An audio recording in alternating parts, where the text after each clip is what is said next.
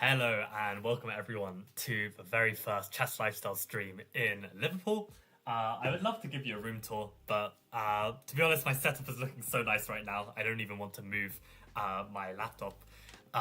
Yeah, feeling super great to have completed my move in. Pretty much mostly unpacked. Got a few more things to sort out. But yeah, no, I'm loving life, and you know what they say: good mood equals good chess. So probably I'm gonna get a quick lunch after I finish streaming these Woodpecker method exercises. Welcome Josh, welcome Frizz to the stream. It's round one of the British today, exactly. The round starts in around 2 hours. So yeah, exciting times ahead. I'll very briefly show you who I'm playing today, which is actually hilarious because out of the, I don't know, how many participants are there? At least 130? 130 participants? Of all the people I could have played, I am playing none other. Wait, this is the right, where am I? Green. Yeah, I'm playing none other than Shay Hanlon. And for anyone who doesn't know Shay, is literally someone who has watched Chess Lifestyle for years. It's like I played for the Liverpool chess club once, and like 2-3 years ago, and there was this one guy who was like, "Oh my god, it's you! I know you," and yeah, that guy was Shay. So yeah, very decent player. I wouldn't even be surprised if he joins the stream because it's just so funny that we're playing each other. So yeah, good to see you, Shay, and good luck for today's game. But without further ado, let's do some calculation. I've actually taken a little break from the training. Did all of you see the my most recent upload covering the Citrus tournament? Yeah, I thought it was a good update. I mean, I basically edited it on my journey up to Liverpool, so like took 5 hours to do, but definitely worth it. Yeah, let's get into some training. Josh says he's in London to see a DJ. Interesting. Who's the DJ? What kind of vibes are you expecting? Yeah, let's do some training. Okay, so we're looking at Aliekin against Cassiato. White to play. So queen 2 rooks 2 bishops 1 knight. Queen 2 rooks 2 knights 1 bishop. Okay. Got 5 against 5. And immediately I see that maybe there's some ideas with like opening up the rook to the queen. Okay, the queens are also pointing each other. There's some tension between these pieces. Some tension between the rooks. Everything is protected except for our queen. This bishop is loose. Okay, so I mean, there's a lot of tension in this position. I mean, you would hope that there's a way to unravel and win some material at the same time. So white to play. Their king is on the line of our bishop as well. Our bishop is potentially cutting off this line as well. Our king is a little bit exposed, but relatively safe. Anything else to note? I mean, slight difference in pawn structure. Okay, so let's look at our most forcing moves. So we've got checks, we've got bishop takes d7. We've got captures, we've got queen takes f7, bishop takes e5, rook takes e5, knight takes d5.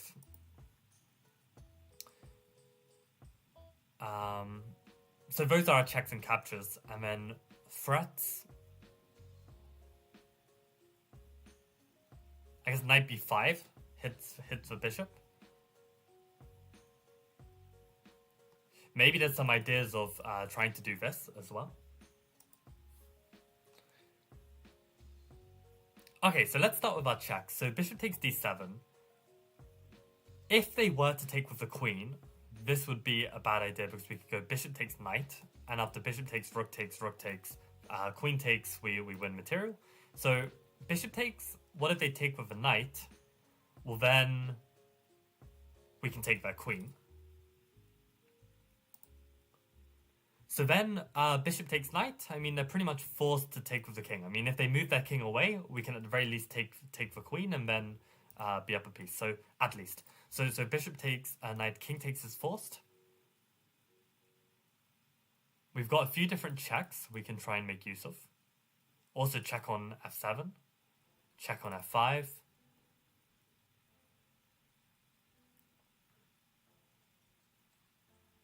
If we try... Oh, maybe we take with the rook.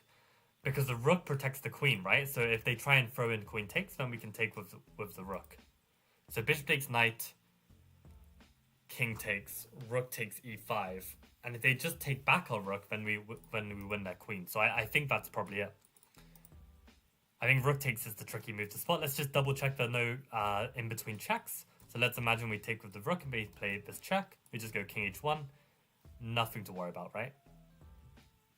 Looks reasonable to me. So I think we can go for it. Wait. Yeah. We've looked at all the options, so... Wow, okay, alternative. That's crazy that a check is an alternative. I just looked at chat as well and I saw that Frizz wrote this rook takes e5.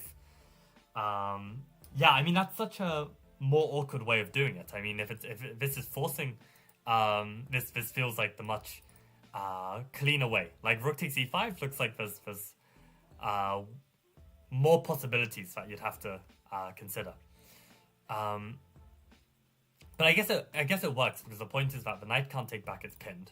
You're removing the defender on the queen, and ultimately, if they take the queen, then we play this, and so it's probably just transposing. So yeah, I mean, actually, it's almost like more tactical your solution, Frizz, which is very nice. But I think from a kind of methodical, looking at all your forcing variations, bishop takes d7 makes most sense to me. But yeah, both moves do the job. Okay, nice stuff. Let's move to the next one. Okay, Frizz says, video was fun. I really liked when you said, we took alcohol and some other substances I shouldn't probably name. Yeah, exactly. gotta keep the channel PG. No more comments on that.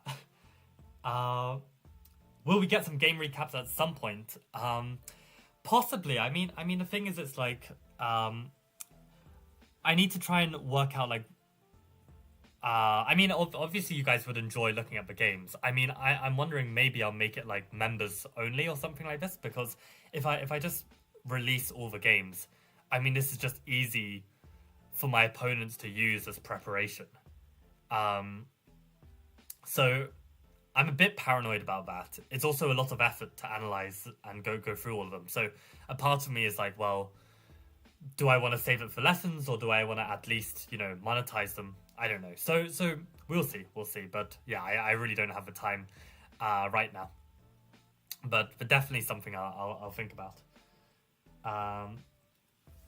Two solutions. Time to trash the book. Yeah, for once actually I wasn't blaming the book. But okay. I mean, I'm always getting a different answer from Alakine. I've noticed this. But okay, so Walter Mitchell against Aliekin. White to play and beat Aliekin.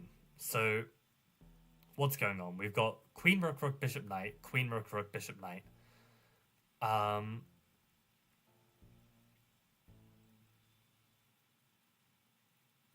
We've got equal number of pawns, slightly different pawn structure.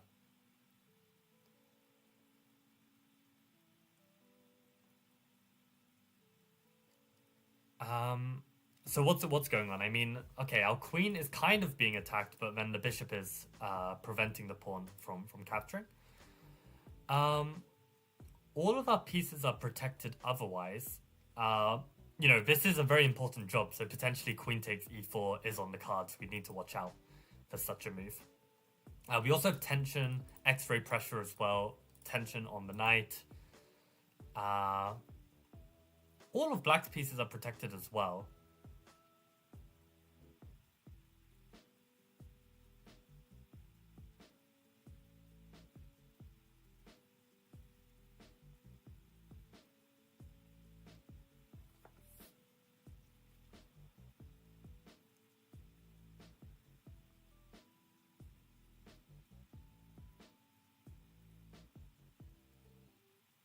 Yeah, and I'm also getting distracted in my own head because one of my students is playing in the under 14 rapid play, and going into the final round, he's on board two.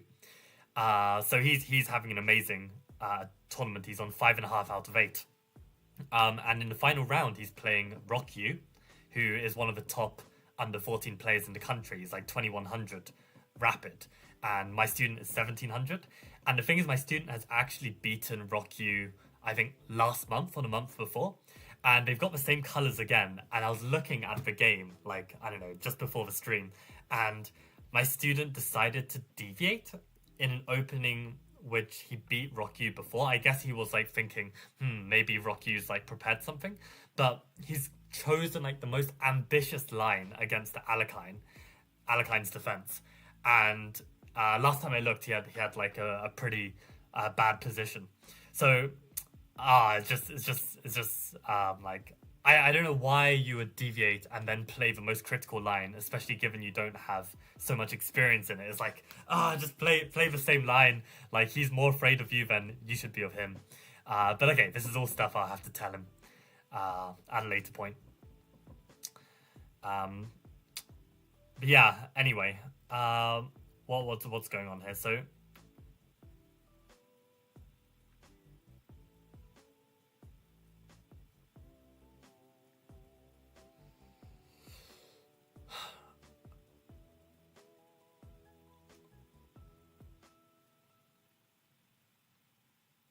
okay, yeah. So let's just start considering some candidate moves. I don't know what else to note about this position. I mean, we need to deal with the fact that Queen takes e4 is a very serious threat. But maybe we can try win some material somehow. We also have a knight near the king and queen. Maybe there's some forking ideas. So okay, let's look at our forcing moves. So what checks do we have? We've got bishop takes g6, queen takes h6, queen takes g6. What captures do we have? We've got all those captures. We've also got rook takes c6, bishop c6. And what about threats? Knight f5 potentially is a threat. That's the only threat I can see. Maybe queen b5 if we're going to switch plan to attack the other side. So okay, checks. Okay, if we take on h6, I think that just loses. Taking on g6 just loses. Taking on g6 just loses. So captures. If we take on c6, then they take our queen.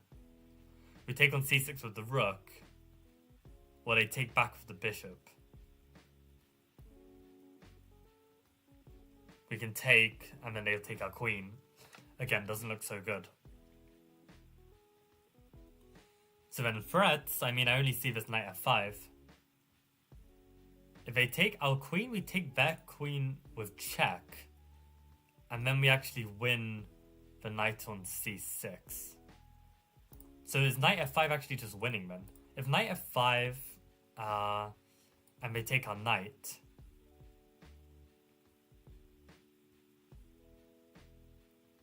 Maybe we can take with the queen, and if they block rook g6, which is probably forced, then the c6 knight is ours. And if bishop takes, then rook takes, and the rook is pinned. So knight f5, pawn takes, queen takes. Okay, let's just consider what happens if they don't take. If they go back, they get mated in one, so they have to go king g7. And then do we have a follow-up? Got queen h7, king f6. Queen takes h6, check. King e5. Queen f4, check. King e6, queen f5, checkmate. Okay, nice. So I'm pretty sure knight f5 is winning then. Yeah. Ooh, okay, spicy move. But I think we can still take on c6. And this is just winning. I mean, it's the same as before. I mean, we're even hitting the bishop, so they can't like attack our knight. We'll just take the bishop, and if they take back, then we just take with the knight, and they can't pin or something. My rook is defended, so yeah, we can just take this. Okay, we finished the chapter. Let's go. How did you guys do on this one? Yeah, if they want the prep, they can become a member, exactly. I mean, yeah, it'll be fine for you, Josh. So, yeah, no, I mean, I think it would be some good motivation to like boost for the YouTube membership. I'm still not giving up on this venture. Um, yeah. Move spoiler from Frizz, Knight F5, um, GH5, 97, King G7, Knight C6, we run a piece. Yes.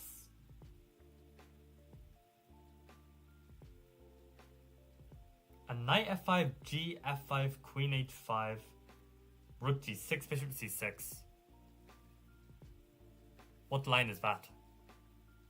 Knight F5, G takes F5, Queen F5, Rook G6, yeah, Bishop C6. Okay, yeah, this is what I was saying as well. Yeah, just exactly the same. I don't know why when reading it out loud it felt different to the line I was looking at. But okay, we have finished another intermediate exercise section. We are now moving on to intermediate exercise number 2. Yeah, let's just roll with this.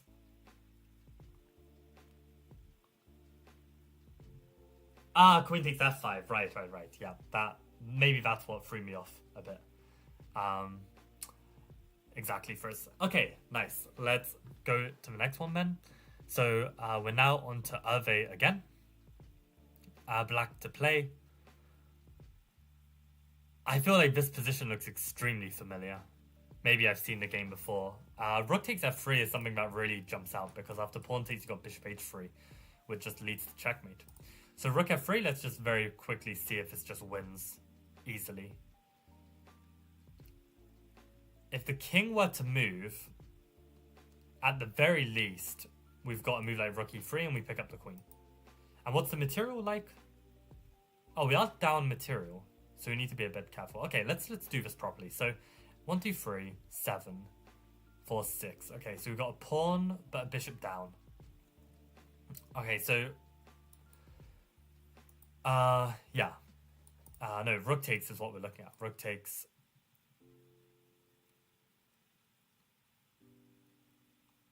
I mean, if they take with the queen, we take back and we're surely winning. Or maybe we're not surely winning, you know? Yeah, let me just do this properly. Okay, so what checks, what captures, what threats, what's going on? Okay, so pawn is pressuring here, but we've got this pin. Rook is out of play, but could potentially come in someday. All of white's pieces are protected. However, there is a lot of pressure around this king. Our king, what's going on? There's a little bit of pressure from this bishop, but not too much. This takes some time to break down. But, you know, we definitely want to be quick with our initiative if possible.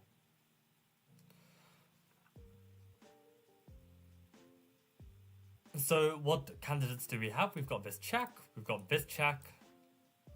Those are the only 2 checks. We've also got these checks, but probably not. And then captures. We've got bishop takes as well. And that's it. And threats. Do we have time for a threat? Maybe like bishop h3. Maybe that does something. Maybe bishop f5, hitting the rook. Okay, so let's start with this rook takes f3. If pawn takes, then we just go here and it's mate. So rook f3. If we go here, this is just winning. Rook f3. If they block with the bishop, then we just take and we win the queen. And if they block with the rook, we take and win the queen. So why did I need to do everything? What was scaring me? I think king e2. And I wasn't sure if this was enough material. You have queen against rook and bishop, but the king is super weak. You'd really think that should be winning. And maybe I don't even have to take on e3. Maybe I just go like rook f2, king d3, take the queen. They take back.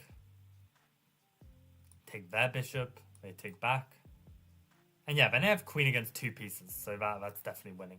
Yeah, I don't know why I needed to go through everything to identify this move. Aha. Okay, maybe I didn't consider this properly. Bishop takes, pawn takes. Yeah, this is not as clear.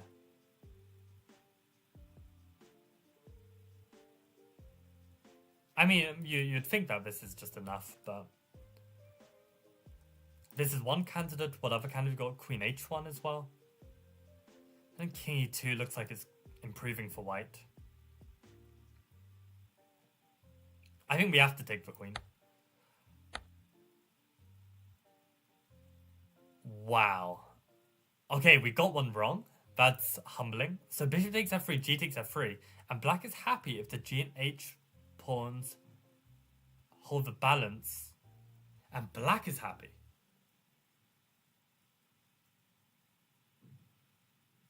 Why is it saying and black is happy? Surely that's good for black then. Maybe this is just a typo. Maybe it means white is happy if the g and h pawns hold the balance. But I don't get it. Since white is rook and 2 bishops for the queen. Oh my god, it's rook and 2 bishops. I just didn't count. I didn't even count. Yeah, okay, I need to be much more careful with these kind of combinations and counting carefully. So apparently queen h1 does make a difference. I mean, intuitively, I just thought, okay, now the rook is being attacked. If I take, they just take back, and I feel like this is just the worst version. Like if I took here and they took back, and then I give this check, it's exactly the same. So I don't really get what's the difference here. Oh, queen takes g2. Queen takes g2 is the difference. Holy crap, I missed this move. I mean, this is why we're practicing in the morning, right? Because we're a little bit sloppy. Wow. And that's obviously a better version. Very nice.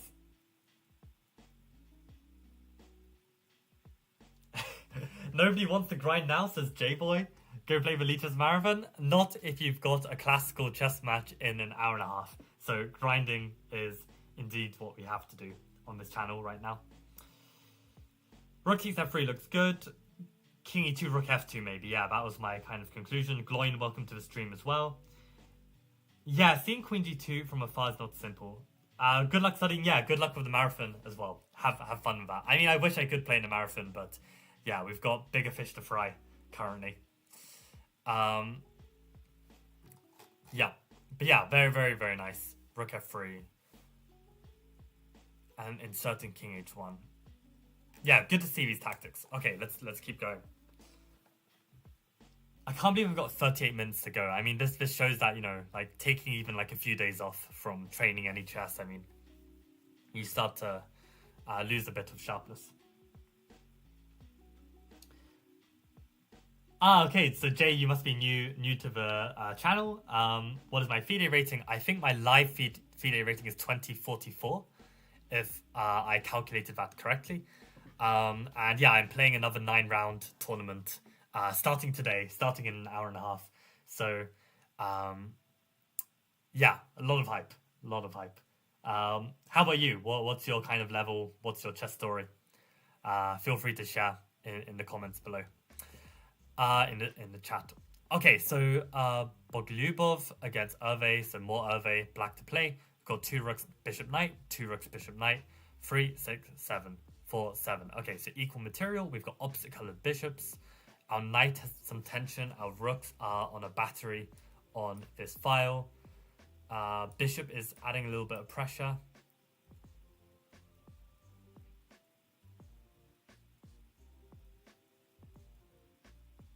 I'm just seeing this very cute move, knight g3, because if knight takes, then we can take and then pick up a pawn, but maybe a pawn is, you know, not enough in this position. Maybe we can finesse the move order, right? Start with bishop takes f4, and then give this check and pick up the bishop. And actually the knight endgame, a pawn up, would be something very, very nice to secure. And I don't think the knight is so well placed on f4. So, I mean, this is a check. This is the only check we have. Looks really, really good. I don't think that we've got anything better to play than that. Bishop takes f4, knight takes f4, knight g3. What if the bishop moves, though? And also actually, I'm talking complete rubbish, because when I give this fork, the rook can literally move and defend the bishop. The knight is no longer on e2. So that's how black to play and blunder. So okay, let's keep thinking. Let's do this properly. So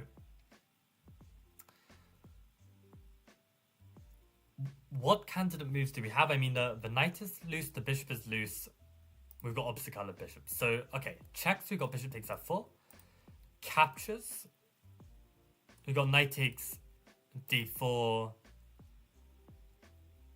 Rook d4, I mean, these look really bad. What about threats? I mean, we've got knight g3, maybe knight e3.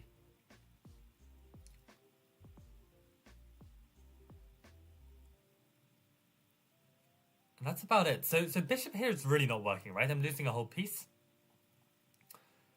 I have one fork, but it just doesn't work after rook e1. Okay, so what about captures? If I take on d4, I mean, they take back with the pawn. I mean, I'm just losing material. This cannot be good. And rook takes, I mean, is even worse. So what about our threats? I mean, maybe knight g3 is an interesting one then, because after knight takes, then I take here, and then I pick up the knight, and I'm pretty sure that's the case, right? Because even if they block, they're not defending. If they move a king, they're not defending. So we just win a pawn. Still opposite colored bishop, so I'm not the biggest fan. Let me just check this. Knight e3, knight e3. Let's say they go rook d3. Have we achieved anything? I mean, kind of jump out. But it's not clear. I mean, these pawns are well protected. They don't have to take our knight. So maybe then this knight g3 is the best we've got. Knight g3, bishop f4. King moves, take on g3. I mean, the point is that we've still got rooks on the board, right? So it's not like, you know, a drawn position. And maybe the fact that e5 is coming soon, I mean, probably we're even just better. So I think let's go with that. Alright, this one took me quite a long time to... Oh, I didn't think that was a good move. I mean, g6, right? I mean, you can just play g6 and that has to be bad. g6, let's say we go h4, you go rook h8, and they go h5. They're not in time, right? We just take. And if they take on g6, very importantly, we take back and defend. Otherwise, there might be some bullshit, right? Like, maybe if you take on h1, they play g7, and they somehow queen. Okay, they don't. Or they might actually. Like, imagine after g6, they go h4, and we go rook h8, they go h5, and we take, and they take. If we couldn't take back on f7, we had to rely on rook takes h1. They could push g7. And even if we play rook d8 to cover, they could play rook takes h1. And how do we stop the threat of rook h8? I don't know if we can. So, yeah, lucky that we have this recapture. Savage from Axel Smith just loses the bishop. No continuation. I mean, I want to quickly see if like fg6 is the only move in that position. I assume it might be. Okay, what are people chatting? Nice. Gonna try reach FM, currently CM. Let's go, J-boy. I have the feeling, you know, if I were to reach a title, I don't know if that would be like a moment where I'd just be like, you know what, I'm gonna chill for a bit, enjoy my achievement. But yeah, great to hear that you're still on the grind. Yeah, knight g3 seems the only move to play for the win. Bishop takes f4 doesn't work. Yep.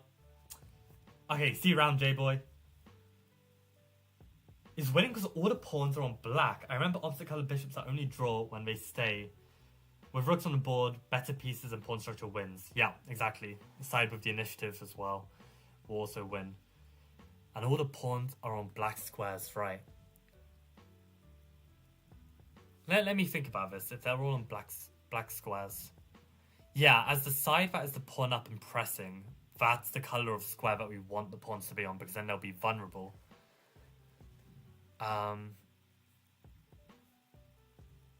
Yeah, and our pawns on white squares are actually useful as well, because it means that the opponent's bishop cannot blockade them. So yeah, indeed, this is actually a very big factor.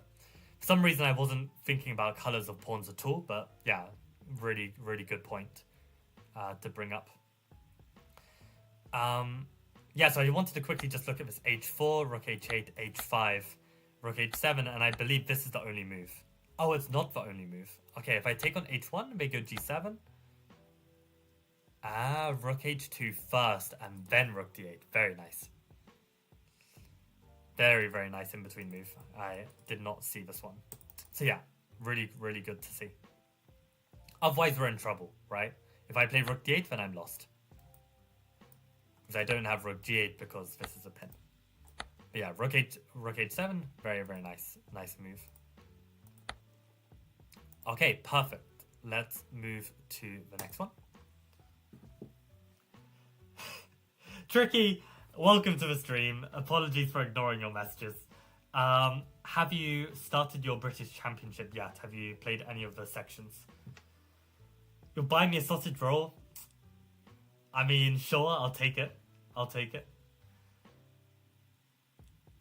I mean, I'm not gonna remember that you've promised me this.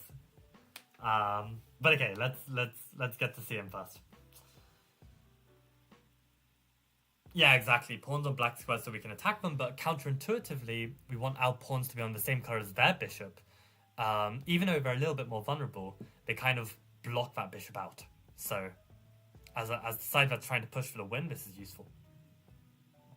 Okay, I just saw a move spoiler, so yeah, I'm going way too slowly with these. So let me try and hurry up. So what's the situation? We've got queen, 2 rooks, knight, bishop, queen, 2 rooks, bishop, bishop. 3, 6, 4, 5. Okay, so we're a pawn up. They have bishop pair. They have some decent pressure on g7. We have a rook on the 7th rank. We've got pressure here. We've got pressure on h2.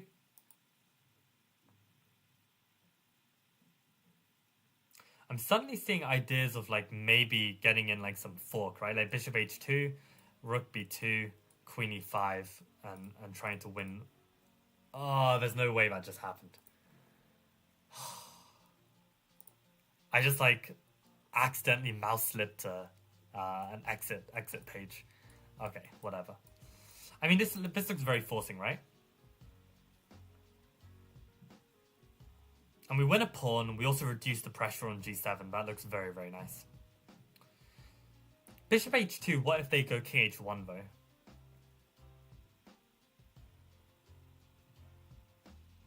I mean, we can always drop the bishop back.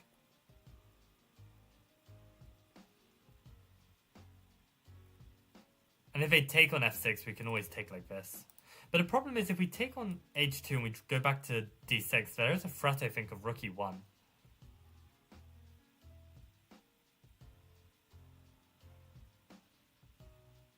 Because if we move off somewhere, then they can go bishop takes here. And the problem with bishop h2, king h1, and we go back to e5, maybe it can be pinned. So okay, I should probably look at my candidate moves instead of tunnel visioning this bishop h2. So bishop h2 is one candidate. No other checks. What about captures? We've got knight takes g4, we've got rook takes b2, rook takes f2.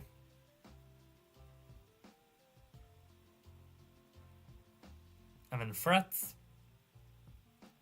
h6, bishop f4.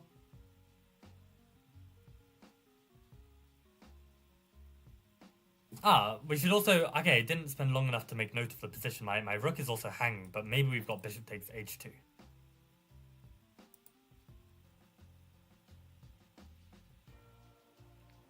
So h6 could still potentially be valid, right? We could still do this. Although, I mean, h6, there's bishop takes f6, potentially. Take here, take here, take here. Probably still good for black, but... I mean, no, actually, there might be rook takes b7 at the end, so... Yeah, I really don't know. Okay. So bishop h2 looks like it works if king takes h2. But bishop takes h2, what if they go king h1? There's really nothing here.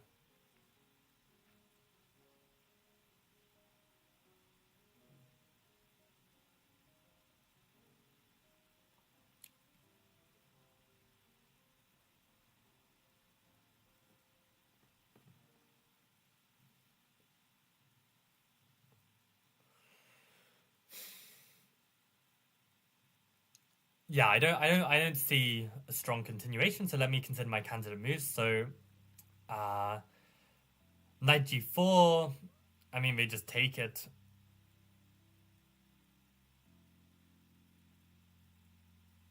Bishop h2. They've still got king h1. I don't really see the point.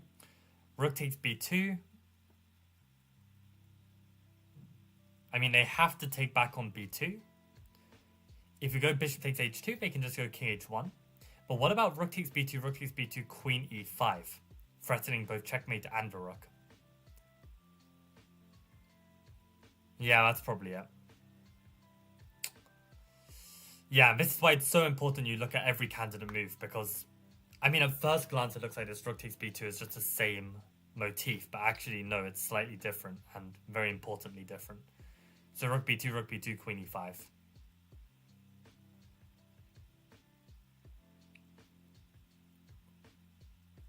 Wait, rook b2, queen e5. What if they move rook b1? Because then they save the rook and avoid the checkmate. We can go queen h2, king h1. I don't know if there's a follow-up. So wait, rook b2. Let me just check this bishop takes h2 a bit more carefully. King h1. That's just a transposition, right? Rook b2, queen e5, rook fb1.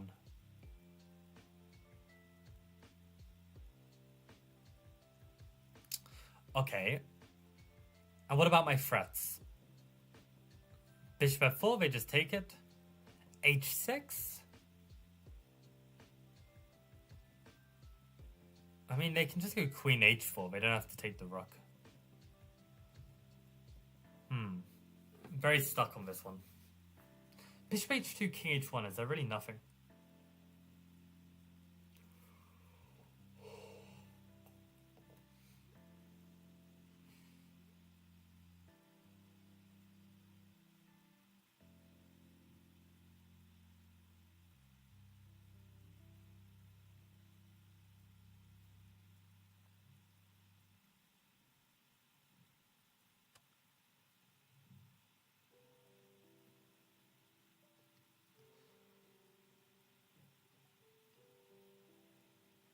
I mean, hold on a second. Why do I need to be so fancy with putting the bishops here? Why can't I just literally go, let's say, back to bishop c7? Like, I'm not losing. I mean, if they hit my queen, I can always go queen d6, and actually even I've got some threats. I don't know why I was obsessed with putting the bishops on one of these squares. Bishop c7 seems to do the job. If they trade everything, I mean, I'm material up, or am I? Bishop h2, king h1, they take here, I take here, they take here, they take here, and they take here. So bishop h2, king h1, bishop c7, then they take. Maybe then I can go bishop b6, but then they can also take on c6. I could take on f2, I could take on a2. Who knows, who knows. But it still looks like the best thing I've got so far.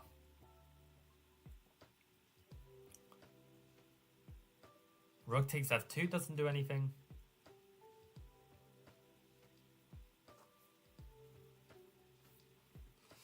Maybe knight e4, but then at the very least they can take the queen and then take the knight.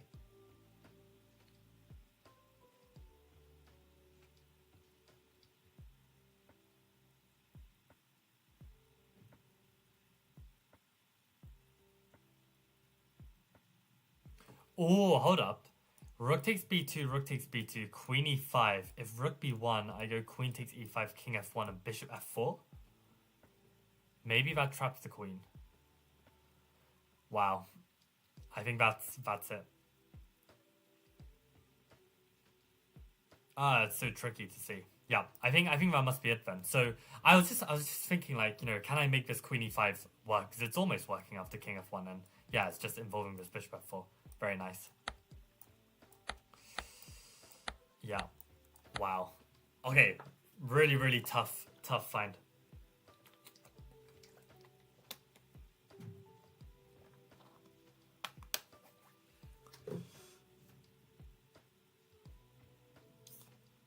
Alright, let's see what nonsense Tricky is chatting.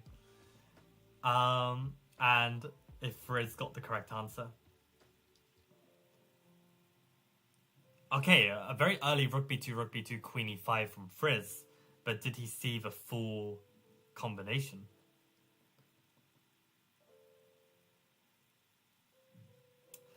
Jan Marx's method of the freezer, I mean, I don't think that's relevant here. I mean, for anyone who doesn't know, Jan Marx's freezer method is when you have a position in chess and you see an idea, you store it in the back of your head, a bit like putting it in the freezer, and try and keep it in mind later on. I mean, I didn't see the idea of bishop f4 until like way later. It's not a case of like seeing it at the start and then missing it.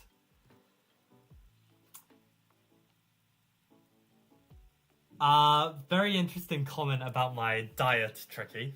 Be careful with what you write. Tricky, what even is the idea of bishop h2 first?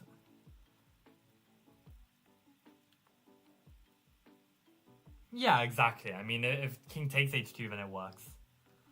Yeah. Yeah. Yeah, it was a tough tunnel vision, I have to say. And we're back to the type of guy. Okay, we got the right answer in the end. That's all I'm happy about. And I'm pretty sure that king h1, I mean, it wasn't clear at all. Let me have a quick look. So rook takes b2 is just winning. Bishop h2, king h1. Yeah, bishop c7, but then takes on f6. Oh, apparently that was rook e1, which was better. Bishop b6. And both of these are hanging, that's what I was saying. Yeah, it's tough to evaluate. I mean, we were a pawn up at the start, so I guess it makes sense. Okay, let's do the next one.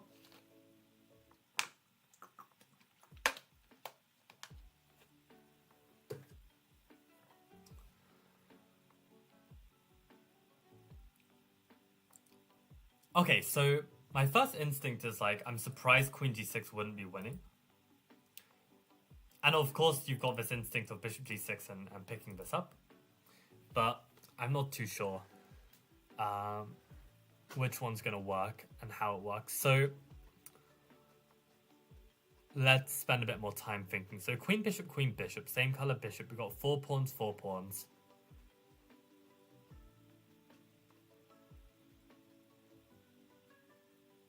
So queen is on the line of their queen. Their bishop is loose on b7. Their queen is loose on e5.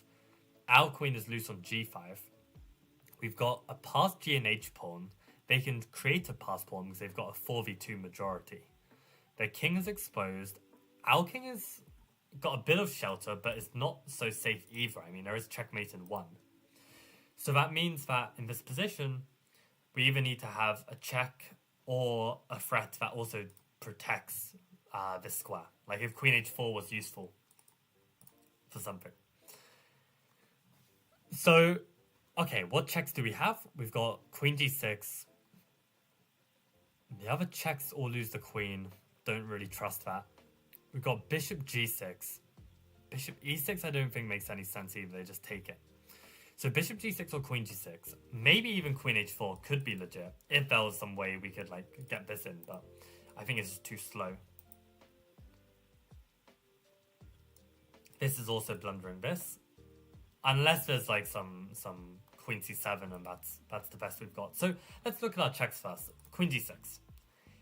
If they go king e7, we can go queen h5 and try and win this. Oh, we've even got mate there. So hold on. Queen g6, king e7. King h7.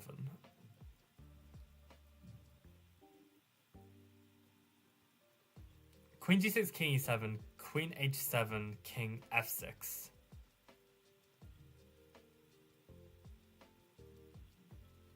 Take. I don't know. I'm seeing that there are too many options after queen g6 and I'm not liking it. So let's just go bishop g6 instead. Bishop g6 forces king e6. I like a good forcing move. And then we're getting somewhere. Because now if we throw in bishop f7, then king d6 is forced.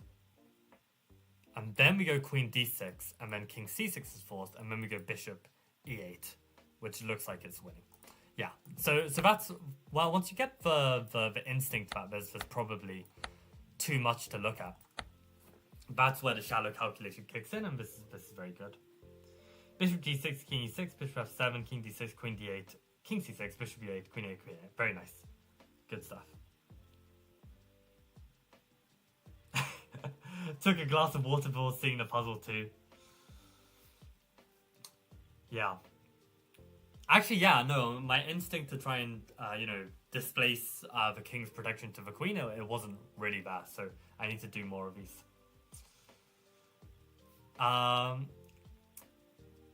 Okay, let's move to the next one. Also tricky, you never answered like what section of the championship you're playing in. I hope you're playing Major Open and you're not chickening out with some budget section. But okay, we've got 15 minutes to go. Let's try and squeeze another exercise in. I might stop the stream early just to make sure I get to the venue on time. It's day one, so I want to make sure I've like sussed the place out. Yeah, okay, let's at least do this one. So we've got Hervé against Janowski. Bishop 5 pawns against bishop 4 pawns. We've got opposite colored bishops. We have a beautiful passed pawn 3 squares away from queening. A bishop can take the pawn on e4. King on f7. King on g1.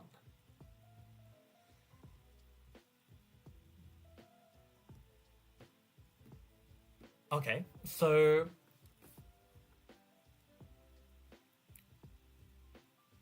if we faff around, I mean, they're going to activate their bishop, they're going to activate their king. We're probably not going to win this, so we need to play very, very precisely already. So what candidate moves are there? I mean, if I was in a blitz game, I would probably play a6 with the point that after bishop d3, I could play like bishop c5. Threatening to promote. And if they take, at least I take here, and then at least, like, I have got a new passed pawn, I've got a plan. Might not be enough to be winning, though. So, a6 is one candidate move. No other checks, no other captures. Any threats? Maybe we've got e5. Attacking a pawn, but then we do lose a pawn in the process, so probably not.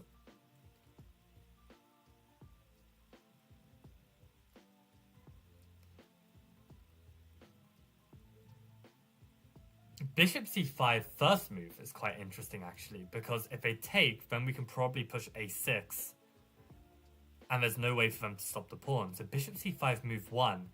That way, we don't even trade the a-pawns. I even pick up the d-pawn for free. Because bishop c5, they can't defend, like, king e6, because then I go a6. So bishop c5...